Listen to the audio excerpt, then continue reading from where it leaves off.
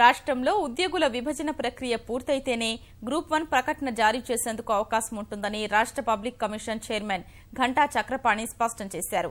కరీంనగర్లో స్వాతంత్ర సమరయోధుడు బోయినపల్లి వెంకట రామారావు 97వ జయంతి కార్యక్రమంలో పాల్గొన్న ఆయన త్వరలోనే గురుకుల పాఠశాలల్లో ఖాళీగా ఉన్న 5,500 ఉద్యోగాల భర్తీ కోసం ప్రకటన వెలువరిస్తామని వివరించారు.